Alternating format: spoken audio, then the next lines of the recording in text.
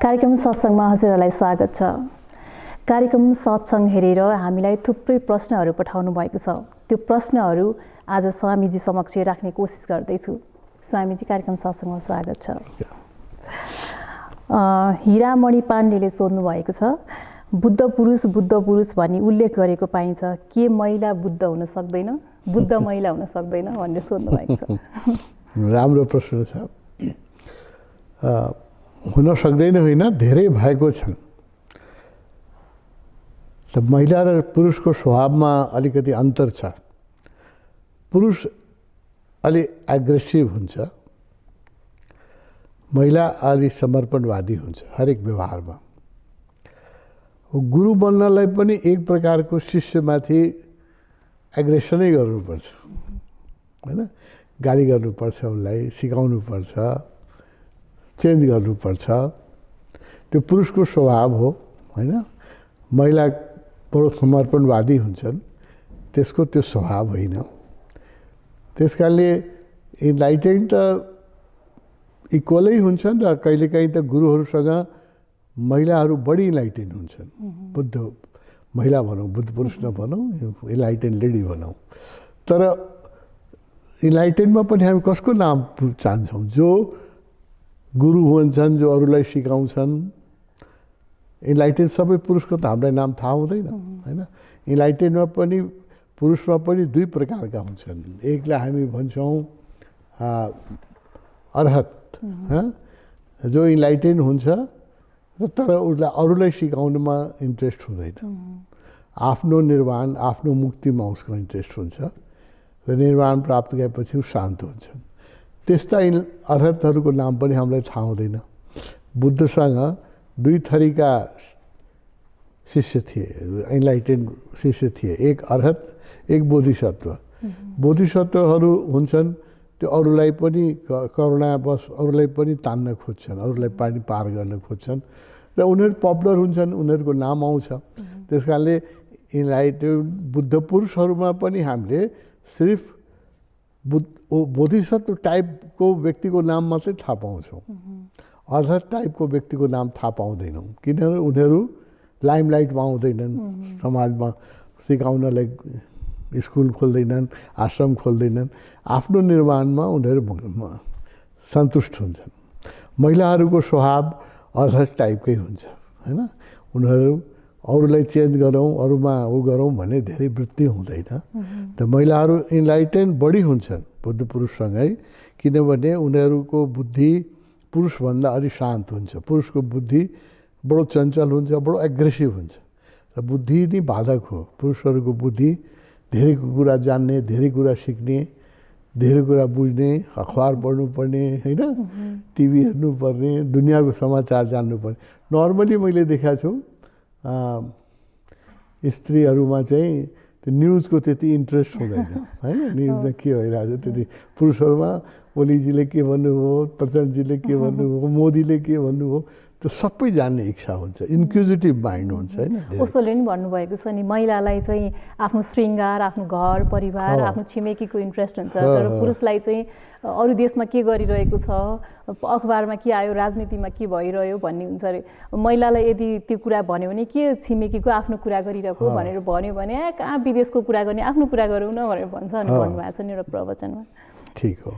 त्यस कारण मलाई एउटा घटना पनि याद आयो। एकजना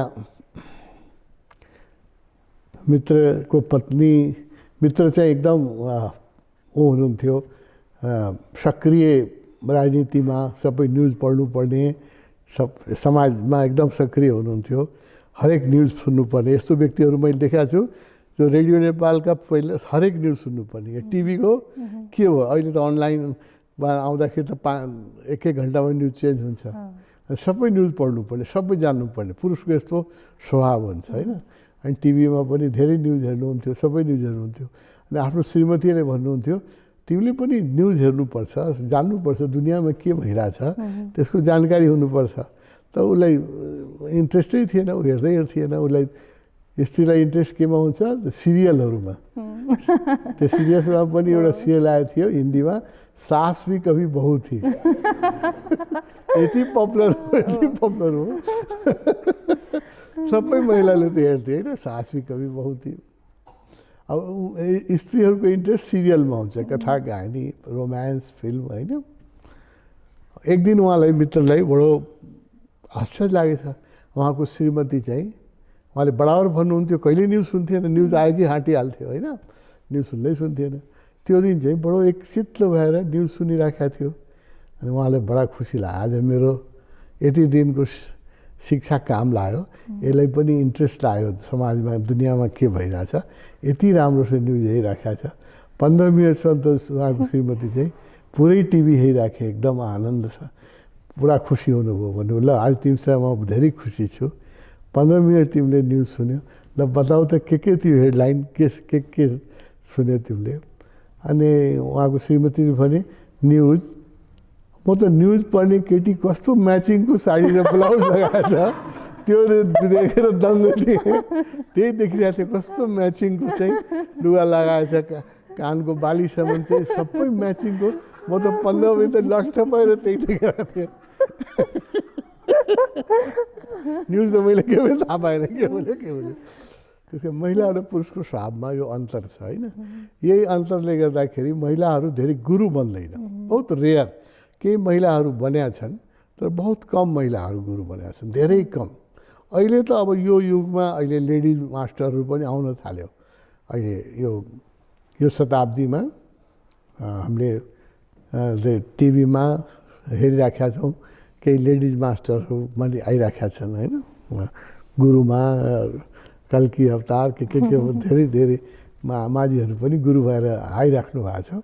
किनभने अहिले यो युग कस्तो हो भने यो बिस्तारै स्त्रैण चित्तै समाप्त हुन लाग्यो।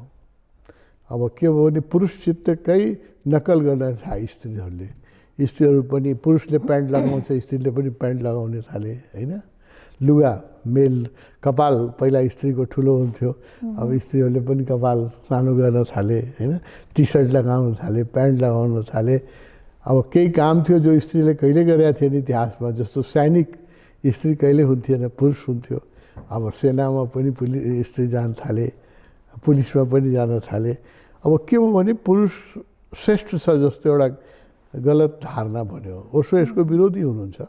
स्त्रीको आफ्नै प्रोफेसन छ, स्त्रीको आफ्नै कोमलता छ, आफ्नो सरलता छ, त्यसको लागि आफ्नै प्रोफेसन छ। त पुरुषको प्रोफेसन राम्रो भन्ने एउटा गलत इम्प्रेसन के पढ्यो भने पुरुष श्रेष्ठ छ या पुरुषले काम गर्ने श्रेष्ठ छ। अब पुरुषले प्लेन चलाउँछ भने स्त्रीले पनि पाइलट बन्न थाले, नकल हो यो होइन। उसको स्वभावसँग त मेल खाँदैन, त नकल गर्न थाले होइन। ट्र्याक्टर पुरुषले चलाउँछ, स्त्रीले पनि ट्र्याक्टर चलाउन थाले, टेम्पो पनि चलाउन थाले होइन। अहिले देखिरहेछ। अब यो अननेचुरल हो।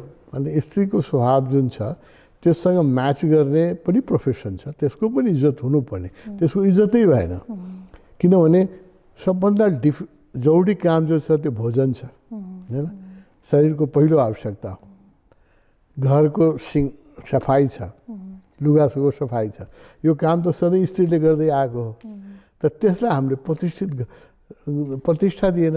खाना पकाउनलाई, लुगा धुनलाई, घर मिलाउनलाई प्रतिष्ठा दिएन। पाइलटले प्रतिष्ठा दिए, पैसा कमाएर ल्याउँछ होइन। अब घरमा काम गर्नेको त कुनै स्त्रीले जो हाउसवाइफ हुन्छ उसको त भन्दाखेरि पनि हिजोआज अब लाज लाग्न थाल्यो होइन। तपाईँ को हुनुहुन्छ? म डक्टर छु, स्त्रीहरूले भन्छ होइन, म टिचर छु। तपाईँ अब जो हाउसवाइफ छ उसले बडो लाज सायद भन्नुपर्छ, म हाउसवाइफ छु। हाउसवाइफ हुनु कुरा न्यून देख्न थाल्यो। यो अहङ्कारको खेलमा यो गलत हो होइन। खाना पकाउनु बहुत राम्रो आर्ट हो र खाना मनुष्यको प्रथम आवश्यकता हो।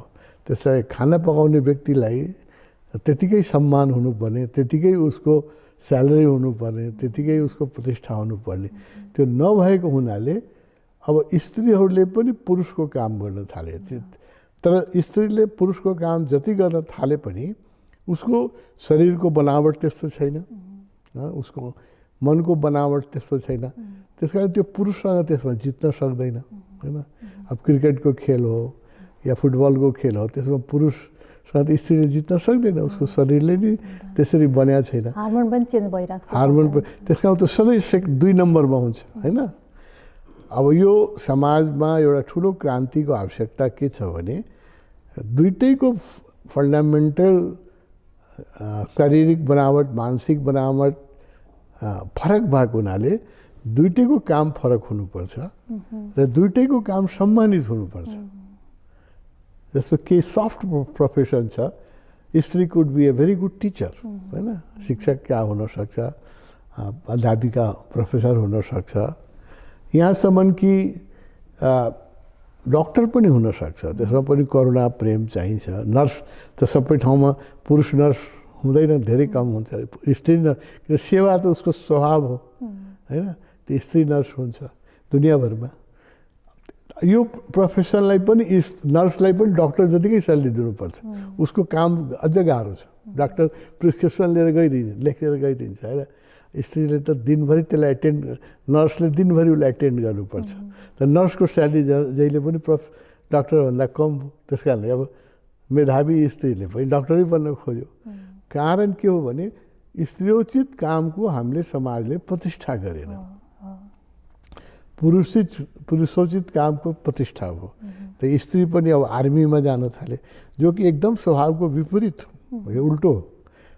स्त्रीले मान्छेलाई मार्न, काट्न, गोली चलाउन, हिंसा गर्न उसको स्वभावमै छैन होइन। त्यो पुरुषको बराबरको आर्मी अफिसर अहङ्कारवश बन्न आजकल खोजिरहेको थियो, सबै अहङ्कारको खेल हो नि। अब पाइलट पनि बन्नु पऱ्यो, प्लेन पनि चलाउनु, फाइटर पनि चलाउनु पऱ्यो। यो अहङ्कारको खेलले गर्दाखेरि स्त्रीहरूले पुरुषोचित काम गर्नु परिरहेको छ, जो उसको स्वभावको विपरीत छ, किन उसको शरीरको बनावटै त्यस्तै छैन होइन। अब उसलाई पिरियड हुन्छ, 3-4 दिन उसको शरीर अस्वस्थ हुन्छ, या मन चाहिँ अलिकति मन पनि अलिक पहिलाभन्दा ब्यालेन्स उसको मनको हुन्छ। अब त्यो आर्मीमा फ्रन्टमा जहाँ लडाइँ भइरहेछ त्यहाँ पिरियड भइदियो र उसले लड्न सकेन भने त सी क्यानट कम्पिट। त्यस कारणले यो एउटा व्यापक क्रान्तिको जरुरत छ। यो दुनियाँमा अहिले कहीँ यो भन्ने मान्छे पनि छैन, यो सोच पनि छैन। खास गरी विदेशमा त स्त्रीहरू चाहिँ एकदमै पुरुषकै सबै काम जो पुरुषले गर्छ हामी किन गर्न सक्दैनौँ, हामी गर्छौँ होइन। लुगा पनि हामी किन, स्त्रीयोचित, स्त्रीको स्वभाव कस्तो छ, कोमल छ, उसले लुज ड्रेस सधैँदेखि साडी लगाउँदै आएको हो, या जुन ड्रेस लगाएको आउँदै लुज ड्रेस लगाउँदै। पुरुषको अलि ड्रेस त्योभन्दा फरक हुन्छ। त अहिले स्त्रीहरूले पनि साडी सब छोडिदिए, सब एकदम टाइट। त्यो किनभने त्यसमा उसलाई लाग्छ कि यो ड्रेस प्रतिष्ठित छ, यसमा मान्छे राम्रो देख्छ। यो एउटा हाम्रो गलत कन्सेप्टले गर्दाखेरि। तर त्यस कारणले भन्छु स्त्रीहरू पनि इन्लाइटेन नभएको होइन, इन्लाइटेन भएका राबिया होइन, सहजो, दयाबाई, हामीले केही नाम सुनेको छ, कश्मीरमा भए त्यो लल्ला, यस्ता धेरै महिलाहरू भए जो इन्लाइटेन भएका हुन्। बुद्धको पालामा जहाँ तकसम्म आम्रपाली होइन, सब इन्लाइटेन भएका हुन्। तर यिनीहरूको किन नाम धेरै आएन भने यिनीहरू अब अलिअलि यो जुन हामीले 10-15वटा नाम जान्छौँ, त्यो पनि किन जान्छौँ भने उनीहरू चाहिँ अलिकति शिक्षण टिचिङ दिए होइन। राबियाले पनि टिचिङ दिए होइन, लल्लाले पनि टिचिङ दिए, अलिक गुरु टाइपको आयो, त्यसका हामीले नाम चिन्छौँ। र जो स्त्री टिचिङ दिएन, शिष्य बनाएन, उसको हामीले नाम चिन्दैनौँ।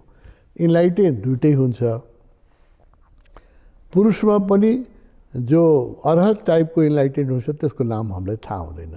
बुद्धसँग अधिक धेरै इन्लाइटेनहरू अर्हत टाइप थिए, उनीहरूको नाम कसैले थाहा भएन होइन। अब सारीपुत्रको नाम थाहा भयो, महामधु कल्याणको नाम थाहा भयो होइन, आनन्दको नाम थाहा भयो, किन यिनीहरू सबै गुरु बने होइन। यी सब बोधिसत्व टाइप थिए, अरूलाई बताउने, अरूलाई सिकाउने। यिनीहरूको नाम हामीलाई थाहा भयो। जो अदर टाइप थिए बुद्धसँग त्यस्ता धेरै इन्लाइटेड थिए, कहीँ कहीँ त लाग्छ 500 थिए, अब कति थियो मलाई थाहा छैन, तर धेरै थिए, त उसको नाम कहीँ पनि आएन। बुद्धको मुख्य शिष्य जुन 10 जनाको नाम आउँछ त्यो 10 जना पुरुष छन् होइन। बुद्धका जहाँ तिमीले बुद्ध मन्दिरहरू देख्यो भने 10 वटा शिष्यहरूको हुन्छ, जसमा आनन्द छ, सारीपुत्र छ, महामधु कल्याण छ, महाकाश्यप छ, यो सबै पुरुष छ। किनभने यी सबै टिचिङ दिए, यिनीहरूले शिष्य बनाए, गुरु बने। स्त्रीहरू धेरै इन्लाइटेड थिए, जसको बुद्धको स्वयं पत्नी यशोधरा इन्लाइटेड थिए, त उसले कुनै गुरु बनेन। त्यस कारणले यशोधराको बारेमा कसैले के नामै लिँदैन। मैले नेपालमा पहिलोचोटि यशोधरा नेपालकै हो र बुद्धकै स्थिति प्राप्त गरे हो र उसलाई चाहिँ राष्ट्रिय गौरवको नारीमा उसलाई गणना गर्नुपर्छ भने 30 वर्ष अगाडि मैले लेखेका थिएँ होइन। बोल्न सुरु गरेँ मैले यशोधराको बारेमा, धेरै बोलेँ रेडियो टिभीमा। तब बिस्तारै हाम्रो कालीप्रसाद रिजालजीले मेरो रेडियोको टक सुनेर उहाँले चाहिँ यशोधरा भन्ने काव्य लेख्नुभयो र त्यसमा भूमिकामै लेख्नु भएको छ।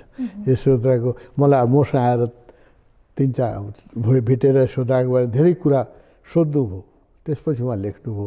उहाँ भूमिकामै लेख्नु भएको छ। यो किताब स्वामी अरुणको यशोधराको बारेमा रेडियोमा प्रवचन सुनेर मलाई यशोधराको बारेमा जानकारी भयो। नत्र म जानकारी थिएन कि यशोधरा नेपालमा जन्मेकी र बुद्धकी स्त्री पनि इन्लाइटेन भएको कसैले थाहै थिएन। र उहाँको त्यो नेपाली पुस्तिका अलिक पपुलर पनि भयो। यशोधरा लेख्नु भएको छ, उहाँ खण्ड काव्यहरू जस्तो लेख्नु भएको छ। कारण यही हो होइन, यशोधराको नाम आएन किनभने ऊ टिचर बनेन। ऊ आश्रममा सधैँ सबभन्दा तल्लो काम गर्थे। बुद्धको जो पत्नी थिए पहिला, त उसले कहिले पनि म बुद्धको वाइफ हुँ, मलाई सम्मान चाहिन्छ भन्ने कहिले पनि खोजेन होइन। फ्रन्ट सिट कहिले लिएन, ऊ जहिले पछाडि बस्थे र सबभन्दा तल्लो काम गर्थे। कोही बिरामी, यशोधराको काम के थियो भने कोही बिरामी पऱ्यो बुद्धसँग भयो भने उसको सेवा गर्ने, उसको पथमा कोही भिक्षुहरू बिमारी परिहाल्थे, पथ व्यवहार गर्ने, अनि त्यही बिरामी कोही छैन भने आश्रमको सफाइ गर्ने, सबभन्दा तल्लो काम गर्थे। त्यस कारणले उसलाई कसैले चिनेन, कसैको नामै लिएन। यही कारण हो बुद्ध स्त्रीहरू पनि त्यतिकै बुद्ध भएछ जति पुरुष भएका छन्, तर चाहिँ उनीहरू एग्रेसिभ नभएको हुनाले, उनीहरूको ऊर्जा चाहिँ रजस नभएको हुनाले, सात्विक ऊर्जा भएको हुनाले उनीहरूको बारेमा हामीलाई नाम थाहा भएन धेरैको। बुद्ध पुरुष भने जस्तो बुद्ध महिला भन्ने शब्द चाहिँ सार्थक हुँदैन। त्यो त त्यही कारणले, किन गुरुहरूको नाम मात्रै हामीलाई थाहा भयो अनि बुद्ध पुरुष मात्रै नाम आयो, बुद्ध महिला नामै आएन होइन। बुद्धत्व प्राप्त व्यक्ति भन्नुपर्ने, या व्यक्ति बुद्धत्व प्राप्त प्राणी भन्नुपर्ने होइन, त्यो भएन, बुद्ध पुरुष भनियो। किनभने सबै जो हामीले पुरुषको नाम जान्छौँ, कृष्ण, राम, शिव, सबै पुरुष हुनुहुन्छ होइन। यो युगमा पनि जति हामी नाम जान्छौँ अधिकांश सबै पुरुषै हुनुहुन्छ। अब युग अलिक परिवर्तन भएछ, अब अहिले महिलाहरू पनि केही गुरु बन्न लागेका छन्। 21वीं शताब्दीमा केही महिलाहरू गुरु छन्, तर पुरुष जतिको त्यो प्रसिद्ध हुन सक्दैन, किन उसको स्वभावको विपरीत काम हो त्यो उसको नेचरसँग मिल्दोजुल्दो कामै होइन त्यो होइन। अहिले जति ओशोको शिष्यमा पनि महिलाहरू इन्लाइटेन भए, महायोग लक्ष्मी इन्लाइटेन हुनुभयो, महामधु हुनुहुन्छ, भए धेरै अरू पनि कतातर कसैले, मैले त नजिक भएको बसेको हुनाले म 1-2वटा नाम थाहा भयो, अरूलाई त थाहै छैन, चिन्न पनि सक्दैन। भगवान्का शिष्यहरूमा त्यस कारणले भगवान्ले दीक्षा जब सुरु गर्नुभयो ओशोले सबभन्दा पहिला महिलालाई दीक्षा दिनुभयो, किनभने बुद्ध र महावीरले महिलालाई दीक्षा दिन नकार्नु भएको थियो। उहाँले भन्नु त्यो गल्ती भएको थियो, त्यो कम्पन्सेट गर्नलाई म पहिलो दीक्षा महिलालाई, महामधु अहिले जीवितै हुनुहुन्छ, उहाँलाई मैले पहिलो दीक्षा दिएँ। पुरुषहरूको अहङ्कारमा बहुत चोट पनि लाग्यो, स्वयं महामधुको पतिको अहङ्कारमा चोट लाग्यो, उहाँ पनि भगवान्सँग हुनुहुन्थ्यो, मलाई नदिएर मेरो श्रीमतीले किन दीक्षा दियो भनेर उहाँले चोट लाग्यो, पुरुषको अहङ्कारलाई चोट लाग्यो। भगवान् भन्नुहुन्थ्यो म त्यो कम्पन्सेट गर्न चाहन्थेँ। र ओशोले के गर्नु भने आफ्नो आश्रममा महत्त्वपूर्ण पदहरू महिलालाई दिनुभयो। जो महिला जहाँसम्म उहाँले महिला भेटाउनु भयो, आफ्नो सेक्रेटरी सबै सधैँ महिलालाई राख्नुभयो, किचन इन्चार्ज महिलै हुन्थ्यो, कोअर्डिनेटरहरू उहाँले अधिकांश महिला बनाउनु भयो। तर शिविर लिनलाई फेरि मिलेन, महिला शिविर लिन हामीहरूलाई छान्नु पऱ्यो, आश्रम चलाउनलाई पुरुषलाई छान्नु पऱ्यो, किनकि उसको स्वभावको विपरीत काम थियो होइन। महिला इन्लाइटेड भए पनि ऊ शिविर लिन सक्दैन होइन, उसलाई सिकाउने उसको वृत्ति छैन उस। त्यस कारणले यो व्यक्तिगत रूपले उसको स्वभावको परिवर्तनले स्वभावको लक्षणले गर्दाखेरि उनीहरूको नाम हामीले थाहा पाएन।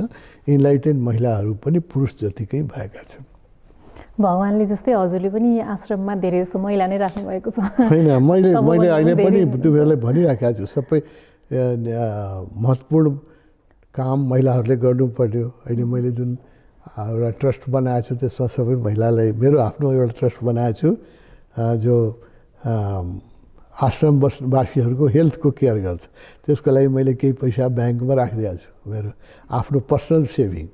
र भोलि कसै सन्यासीले कल्याणकारी कोष, ओशोका कार्यकर्ताको लागि कल्याणकारी कोष, अहिले मैले त्यसमा 30 लाख रुपियाँ राखेको छु। भोलि अरू पैसा भयो भने अरू राखौँला। त्यसको सबै कोअर्डिनेटर मैले महिलालाई बनाएको छु। त्यसको सबै ब्याङ्क जो सञ्चालन महिलाले गर्छ। मैले बिस्तारै मेरो इच्छा छ कि जो महिलाहरू कपेबल हुँदै जान्छन् उनीहरू चाहिँ इम्पोर्टेन्ट काम गरून्। कहिले मैले देखाएको छु they do more efficiently than male. अर्को कुरा के छ भने महिला चाहिँ स्टे गर्छ शिष्य गुरुसँग, पुरुषले कहिले धोका दिन्छ भन्नै सकिँदैन।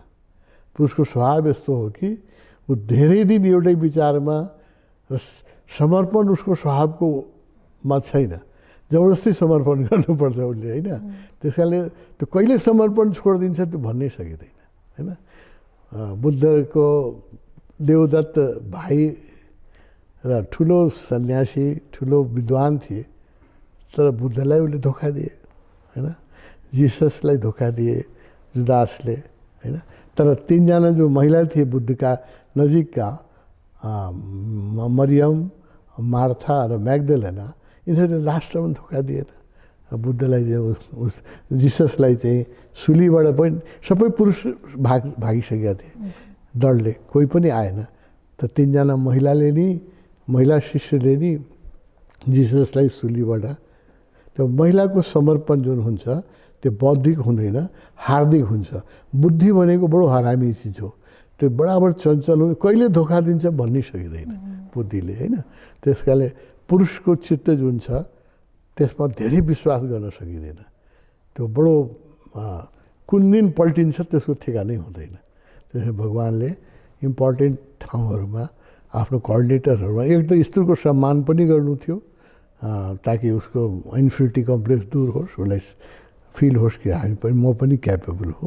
त्यो नयाँ कल्चर ल्याउनु भयो उहाँले, म पनि त्यो ट्राई गर्दैछु। अब तिमीहरू तयार हुनु पऱ्यो। हाम्रो जो लेडी डिसाइपल छन् ओशो तपन, उनीहरू तयार हुनु, उनीहरू तयारै छैन। उनीहरू आफै किन एउटा साइकोलोजिकली नै आफूलाई विक ठान्छन् या अगाडि आउन चाहँदैन, फ्रन्टमा आउन चाहँदैन। मैले त कोसिस गरिराखेको छु, हाम्रो किचन इन्चार्ज पनि महिला नै छ होइन, रिसेप्सन इन्चार्ज पनि महिला नै छ होइन, कोसिस गरिराखेको छु।